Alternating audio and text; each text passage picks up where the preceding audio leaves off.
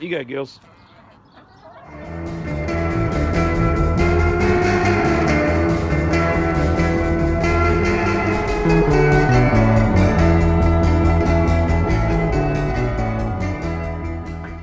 Happy Homebrew Wednesday.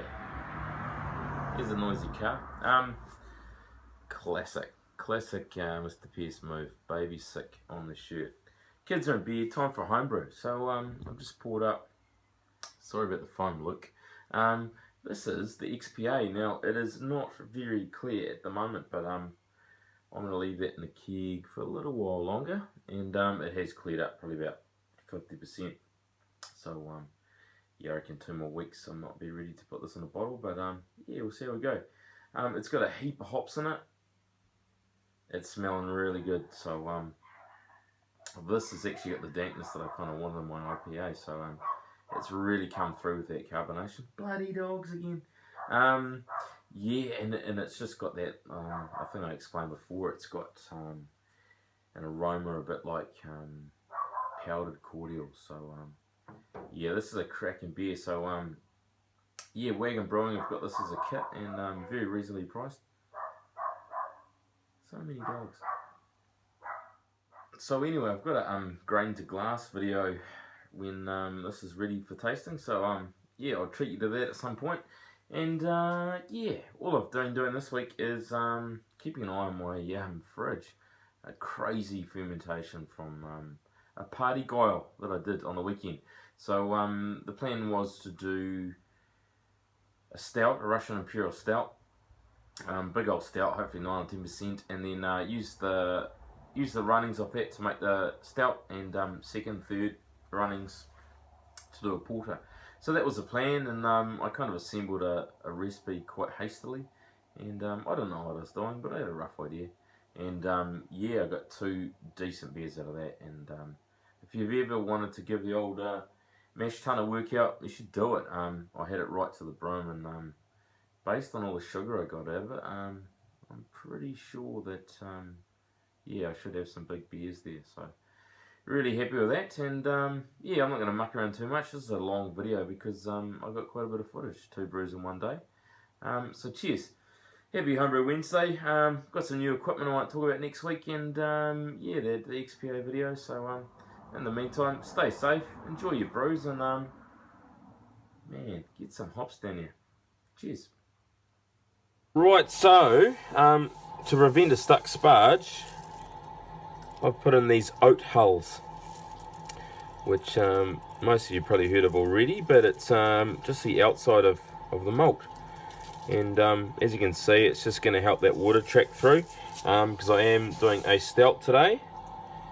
And yeah, stout's going to have some flaked oats and stuff, which will turn to gluey porridge. And yeah, if that water can't pass through the grain bed, you're kind of in trouble. So here's hoping that the old oat hulls will work. Used them before, been pretty happy with them. So we're on the upper limits of our mash tun capabilities. I've got maybe about 7.5 gallons sort of volume, dry volume of grist. So yeah, hopefully I'll actually be able to get enough water in there, and the mash isn't going to be too porridgey. So we'll see how it goes. If not, we might have to decant a bit of that mash.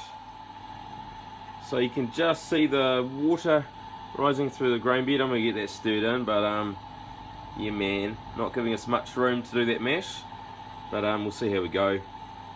I'm quite happy to do a secondary mash in another pot if we can't get it all in, but yeah, we'll see how the stirring goes. I'm a good stirrer, so yeah, shit stirrer. So just trying out my new scales, rather than using measured units like 1/8 of a teaspoon, I'm using a more accurate scale. So yeah, there's like 20 US, and yeah, I saw Wally Fick had one, so I wanted one. So just topped up with a little bit of acid malt, because that pH was yeah, was off. It was about 5.8. So I want to drop that down a few points, so I'll put another about 250 grams odd of acid malt. But you can see, yeah man, that mash tun is rammed. 10 gallons, What we'll do next is, obviously I can't boil 2 brews at once, so we'll run it off into a gas-fired pot. A little bit off on the colour. That's kind of by design. I was a little bit worried about it being a bit astringent, adding too many black malts. So what I've done is I've made up a carafa and a little bit more roasted barley, a bit of a tea. So just steeping those grains, and we'll run that through a sieve, and we'll put that on top of the mash, and that should adjust the colour to get more of a black colour. So what I've done is I've drained all that mash of the first runnings,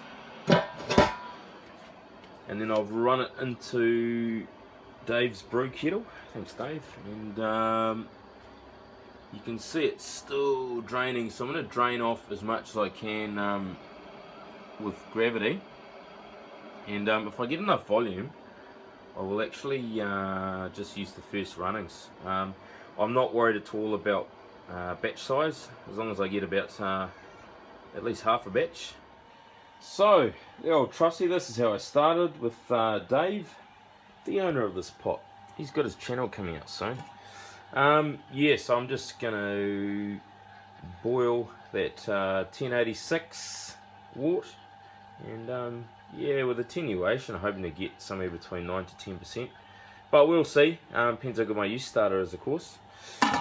And I've batch sparged enough to cover the element in there from the second runnings in the mash tun. And what I'm going to do now is I'm going to chuck another couple of kilos of grain on top of that and mash for about another half hour or so, and try and get a beer that's not too thin. And that'll be the porter, and I'm happy with somewhere around about 4 to 5%, so we'll see how it goes. Right, it's the second mash. That's the porter, so it's got mainly brown malt and some other sort of specialty kind of caramel and crystal malts, bit of toffee in there. And yeah, I'm going to treat that mash with some salts, a lot of chalk in there, so it's going in the mash, so it'll actually dissolve it.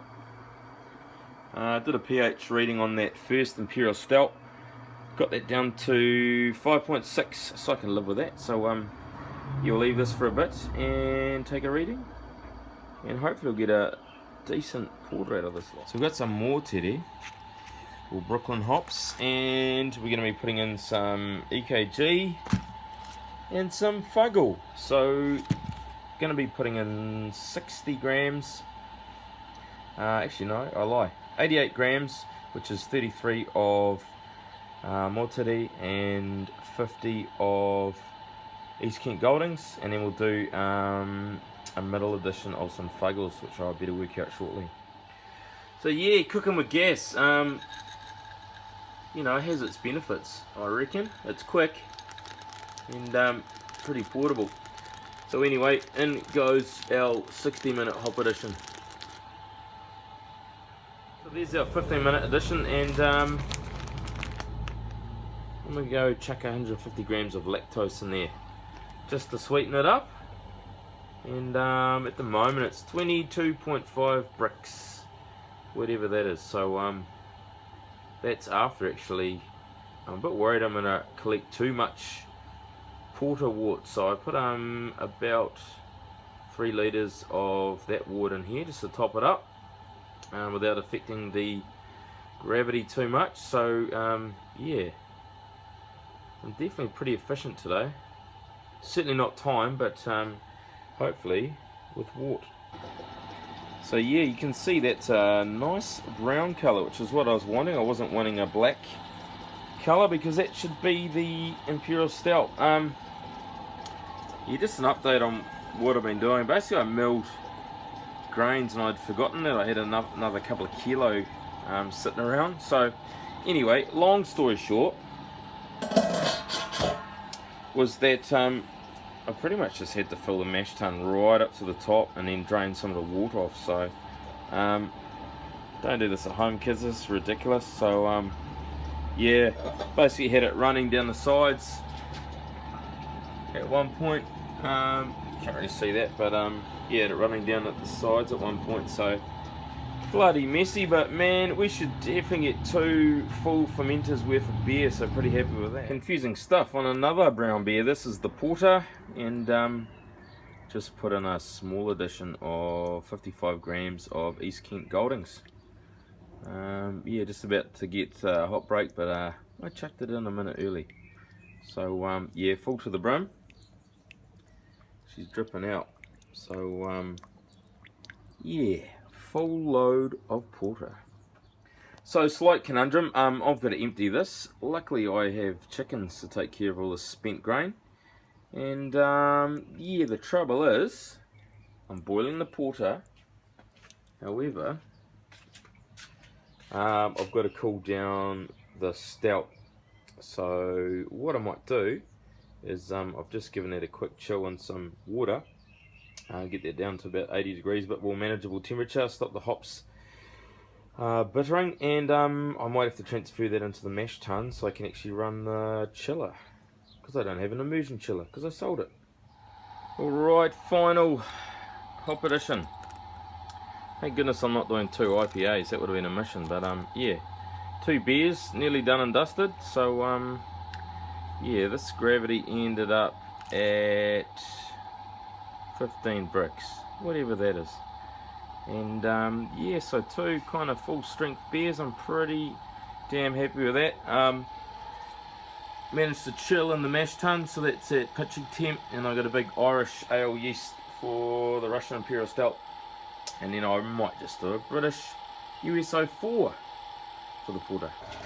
So no filtration on this because yeah, I don't have it. It's a mash tun. So look how messy that is.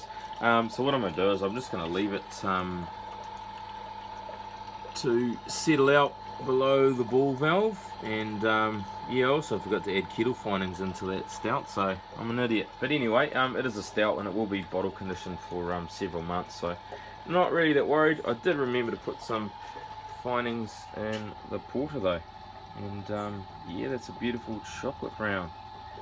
So yeah, that one will go in keg, and I think I'll bottle the RIS.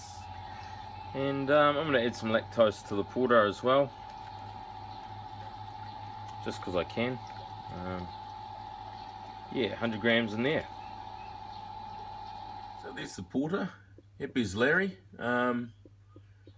Yeah, big krausen. It looks like it's had a bit of a blowout, but yep, that's our Russian Imperial Stout.